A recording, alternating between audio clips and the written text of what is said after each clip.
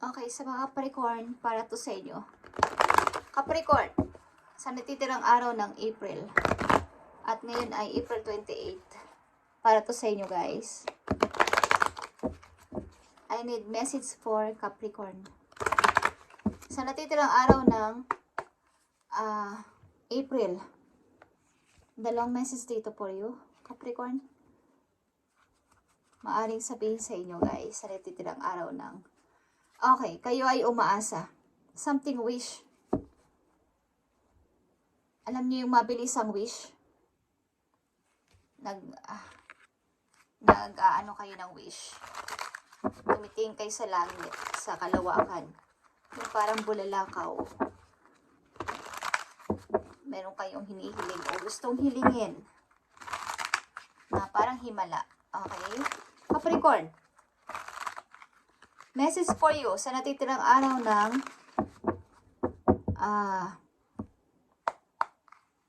April. At ngayon ay April 28. Okay guys. Titingnan natin to. Ang inyong maaaring message. Okay Capricorn. Kayo ba ay may nararamdamang masakit? O ang ilan sa inyo ay may sakit o nagkakasakit? Parang nanghihina. Nauubusan ako ng energy. Kailangan ko magpahinga. Kailangan ko munang magpahinga. This time. Okay. At may nag-aalaga naman sa inyo. May tumitingin. Okay. Unang message for you, Capricorn. Andito ang prosperity begins. Parang may nakilalang ilan sa inyo na bagong tao sa buhay nyo at nag-uumpisa ka. Parang ano pa lang to guys. Getting to know each other. Parang nag-uumpisa pa lang. At ito ay pagmumula ng bagong pamilya. Pag-uumpisa ng bagong pamilya. At maaaring ilan sa inyo ay buntis o magbubuntis. At ang bata na to ay sabay ninyong papalakihin. Okay? Maaaring ilan din sa inyo dito ay nag-i-start ng bagong negosyo. At mayroon kayong partner dito sa negosyo na to. Pag-uumpisahan ng paglago ng inyong pera. Okay? Andito ang the devil, okay? At the 3 of wands. Okay, guys. Hindi ko alam kung ilan sa inyo ay nakakilala ng tao na masasabi natin na ito ay hindi maayos sa ibang paningin ng ibang tao dahil ito ay bawal na pag-ibig. But, ang person na to ay hinihintay ninyo sa malayo. Okay? Sapagkat ito yung inyong mahal. Bago itong person, at maaring bawal man ito, is nagmamahalan kami. Ano magagawa ninyo? Okay? At ang ilan sa inyo dito, kahit na hindi na maayos ang pagsasama, ay andun pa din. Alam niyo yung tinatawag na sadista, okay? Yung kahit alam niyo nasasaktan na kayo is mahal niyo ang tao na to kasi. Okay? Nandito yung pagtitiis kahit na nasasaktan na kayo. Sapagkat maaring may nagagawa mang kasalanan ang tao na to, may nalalambing-lambing lang ilan sa inyo ay andun pa din. Okay, nagtitiis sapagkat mayroon naman siyang good and bad side. Hindi lang naman puro bad. Meron ding good. Okay, guys. Capricorn. Andito na naman ang temptation. Okay, o devil. Nakakaranas kayo ang ilan sa inyo ng control sa inyong kasama sa buhay. Pagkukontrol sa money. Okay. Para itong kung asawa niyo ang person na to ay kontrolado lahat ng inyong ginagastos, ang binibili, wala kayong maiitago. Control issue.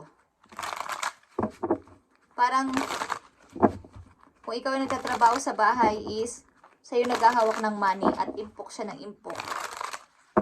Ayaw niyang ipapagastos sa inyo o walang dapat na magastos hanggat hindi niya alam. Siya yung nagde-decide sa loob ng bahay. Okay, Capricorn? Tingnan natin ito, guys. Ang prosperity begins. Mukhang hinihintay niyo ang tao na to galing sa malayo. Okay, ilan sa inyo na nandito sa reading is hinihintay ang tao na to galing sa malayo. Ito man ay bawal na pag-ibig o ito man ay hindi ka aya-aya sa paningin ng iba, is ito ay pagmamahalan ng dalawang taong pag-umpisa ng pagmamahal ng dalawang taong nagmamahalan. Okay. Tingnan natin dito ang isa pang temptation sa ilang Capricorn. Control issue. Yeah. At meron din ditong talagang ikakasal. Meron ditong magpapakasal, guys. Something long-term relationship ito. Okay. Four of Cups is here. And the Ace of Wands. Yeah. Ako ba ay mananatili dito sa aking buhay mag-asawa na to kahit nahihirapan na ako sa sitwasyon ko? Or magpo-forward na ako sa bagong person na naigugustuhan ko ngayon? Okay, nasa malayo siya. Gusto ko naman kasi ng bago na. Gusto ko ng bagong person. Kaya meron ditong pag-wish. Paghingi ng paghingi ng himala. Gusto ko kasi ng mabago. Gusto ko ng bagong ako, bagong Capricorn, bagong tao sa buhay ko, bago kong kakasamahin sa buhay ko. Okay? Nandito ang temptation, Three of Swords is here, and the Six of Swords. Okay, gusto nyo nang lumaya dito sa control issue na to, sa makontrol na pagsasama na to. Gusto nyo na tong iwan. Guys, ilan sa mga Capricorn is nandito sa sitwasyon na to, gusto niyo nang lumaya sa kasal na to o sa kinakasama ninyo. Ito man ay kasal or kinakasama pa lang. Ang ilan sa inyo ay may nagugustuhan sa malayo at naghihintay kung kailan siya darating, kailan siya magpaparamdam, o kailan kayo kukunin. Dahil gusto niyo ng bagong buhay, gusto niyo ng bagong kayo, bagong start. Mukhang kakikilala nyo pa lang sa person na to. Okay? Tingnan natin dito ang temptation. Dito sa inyo mga sitwasyon na to. Okay. Maaaring itong pag-ibig na to na nararamdaman nyo sa tao na to ay sobra. At sinasabi nyo na parang hindi ko na kayang lumayo pa sa kanya. O ang tao na to nagsasabi sa inyo. Gusto nyo magkaroon ng himala sapagkat gusto nyo sumama sa person na to.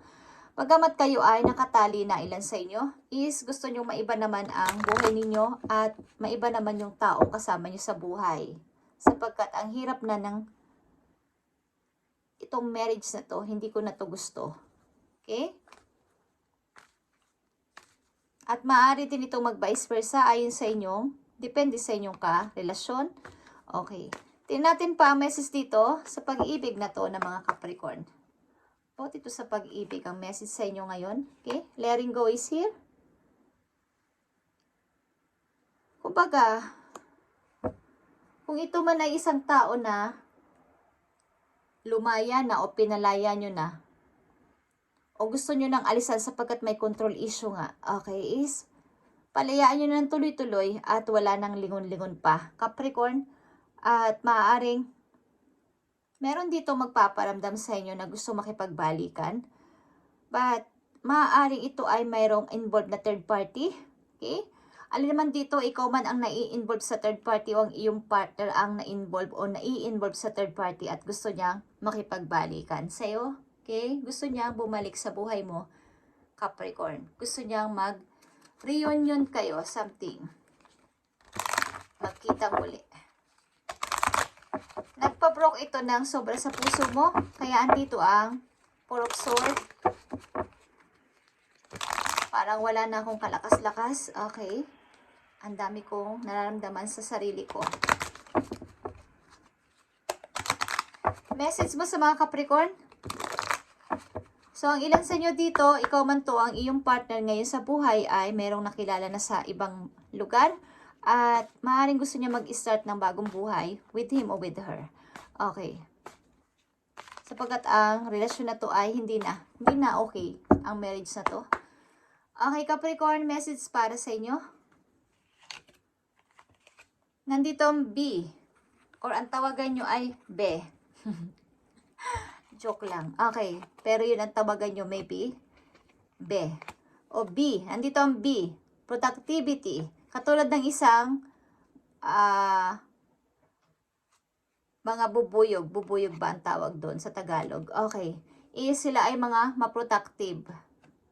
Nagpo-produce sila ng honey, di ba? Okay, ang tawag nyo sa inyo. May bee na may honey pa. Okay? So, it is a time to examine your productivity. Capricorn, this organization and decisiveness may be causing you to miss opportunities. Take a moment to prioritize your goals and get a clear view of how to get where you want to go and what it will take to get there. Okay. Mukhang ilan sa inyo ay bawa, andyan na yung opportunity. Oy, Capricorn, tanggapin mo na to or i-accept mo na to, pero sasabihin nyo, wag na muna. Nagdadalawang isip kasi ako, nagda-doubt ako, nagdududa ako. So, napapag-iwanan kayo, namimiss nyo yung napakagandang opportunity sana na to. Okay? So, ang gawin ninyo ay wag yung, pag may naisip kayong isang bagay o pinalo na isang negosyo, something is, yun na yun. Wala nang, ay gusto ko nito, ay ito na lang kaya. Okay, yung paiba-iba. So, yung priority nyo lang ang inyong isipin mula sa araw na to. Kung ano yung inyong i-start na bago. Sapagkat, meron kayo dito mga kapartner sa negosyo, guys. Mag-i-start ang ilan sa inyo dito ng business. At pagmumulan to ng paglago ng inyong money. Okay guys, huwag niyong pagdudahan itong dumarating na mga opportunity. Kailangan nyo lang ay i-try at pakiramdaman at i-exam. Kumbaga, i-analyze or i-review. Ano ba ang kakayanan ko about dito. Okay?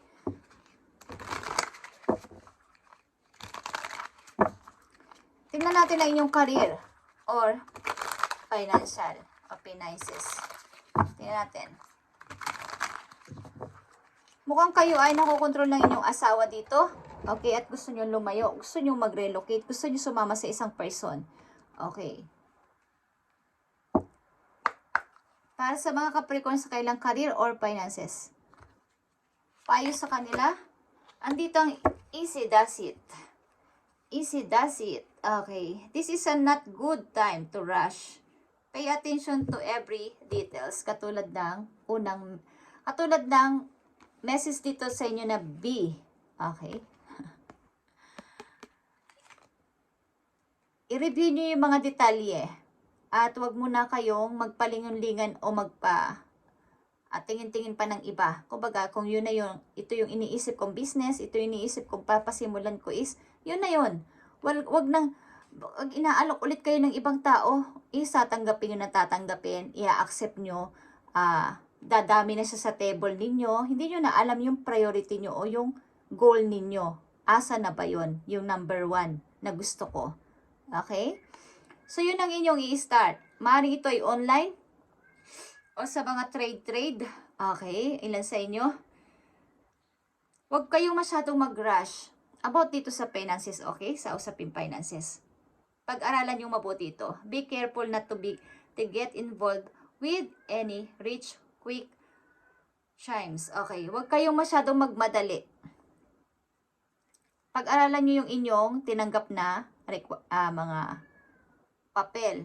Okay? Kung may mga nakikita ko may mga natanggap kayong papel. Basahin ninyo. Ano ba mga nakalagay dito? Ano ba ang rules dito? Ano ba yung mga technique dito? Strategy. Yun ang gusto ko sabihin.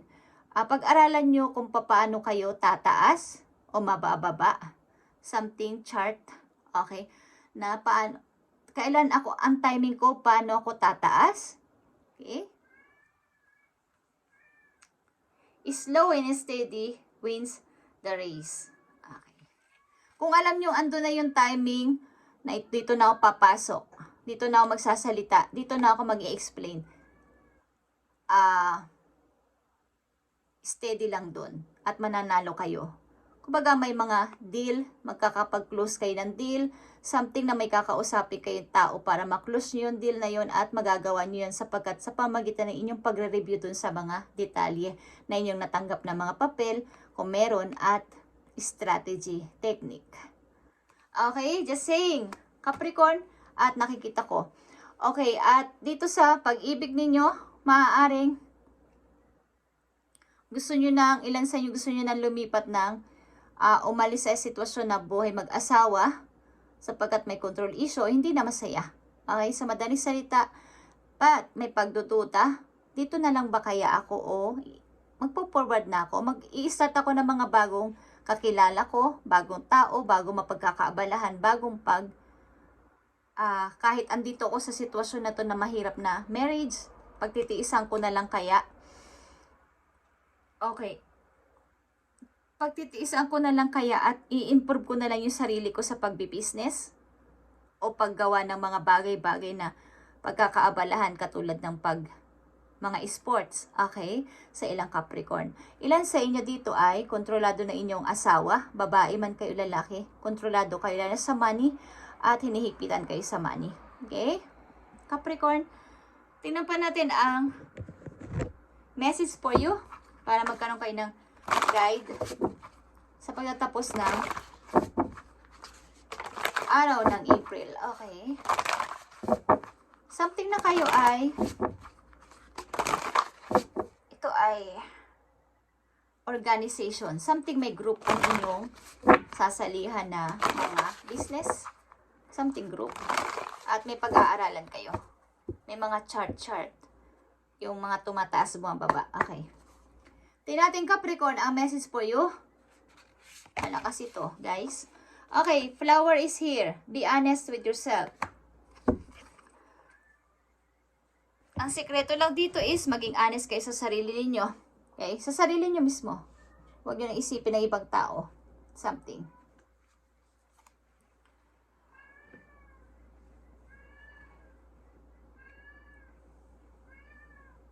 Kumbaga, ilan sa inyo ay nagmamanifest ng money. Bigyan ako ng maraming money. Hindi yun masama, guys. Okay? Yun ay magandang lumalabas sa bibig ng tao. Yung positive, sa positive, okay? Kung ano yung ilalabas natin, yun din ang, kung ano yung ating pinapasok pala sa ating katawan o sa ating isip, yun din ang, kumbaga, outcome. Okay? Kung ano ating sinasabi, ating iniisip, ating minamanifest, yun ang mangyayari, guys. Okay? Humingi kayo ng assistance sa inyong mga angels at sa inyong guides doon sa heaven at kayo papakinggan, guys. Okay? Sapagkat ang ilan sa inyo ay matyaga. Matyaga lalo na sa pamumuhay at sa pagkakapirahan na to. Okay? Maring kayo ay nag-aaral. Ang ilan sa inyo ay nagbubuklat-buklat ng mga books, something, nagre-research. Ito man ay sa books, ito man ay sa internet, kayo ay nagtitingin-tingin, nagtatanong-tanong, nagre-research, okay, nagtatype-type para magtanong how to ganyan, how to ganito, okay? So, ilan sa inyo ay ganito at may mangyayaring maganda dito sapagkat kayo ay interesado, okay? So, ang gawin nyo, steady kayo at kung ito yung goal ko, ito yun. Diretso lang ako. Kapag may nag-offer pa dito, nag-offer dito, nagturo sa akin, ayoko muna. Sapagkat ito yung goal ko eh. Ito yung big target ko. So, kayo ay mananalo doon sapagkat kayo ay nakafocus. Stay focused, okay? Thank you Capricorn at ito ang napakahalagang message sa inyo sa natitirang araw ng April at ito ay paglago sa money. Okay? Katulad ng isang bubuyog. Hindi ko alam kung bubuyog yun sa Tagalog, guys. Okay, yung bee or honey. Okay, tawag nyo sa inyo. Kasintahan ng asawa, be o honey. Okay, or wala pa isa ng inyong itatawag. Thank you guys and thank you Capricorn at pagpalain kayo ng inyong mga guides, lalo ni Lord, ni Universe at ang mga lahat ng mga guides natin dun sa heaven. Thank you and God bless Capricorn.